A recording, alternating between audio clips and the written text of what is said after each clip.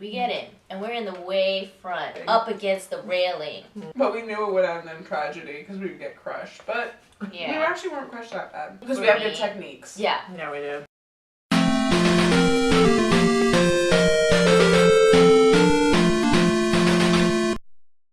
Technique number 1. If you're short and small like me, stand in between the two big people. And then, because we're in a row, you don't want anyone elbowing between the two, so you have the two larger people lean in, sort of making like a teepee shape. And then pushy people, there will be pushy people, try and get between people, and they either use their elbows or their hands to get between.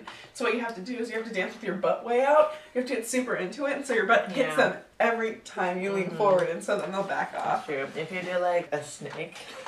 Yeah, because then your butt's hitting them every time. Then you use your butt to like push them out of the way every time. Yeah, and you still look like you're enjoying the concert. Exactly, you blend right in. Also, the way that people try to get in is they just like stick their arm between you and they grab the rail. Yeah, so you elbow their arm, or you do the more dancing, and this time you go side to side and you just crash the person next to you, and then you slowly whittle their arm away. Another technique. At the end of every song, they think like, oh, now's the time when everyone's relaxed. I can squeeze in now. But what you do is at the end of every song, you just like lean all your body over the rail. You're like, ah! You pretend that you've just like recovered from the song. You're like, oh, that was so great. And then you push them away since you've leaned your whole body over the rail, and you overshadow their arm.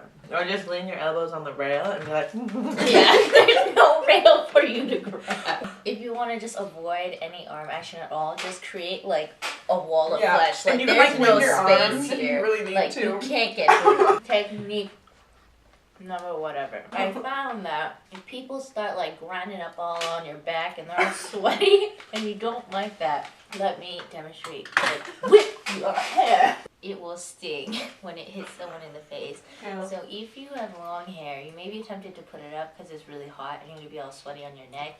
But just like thrash your head and use it to whip the people behind you away. And then you can put it up.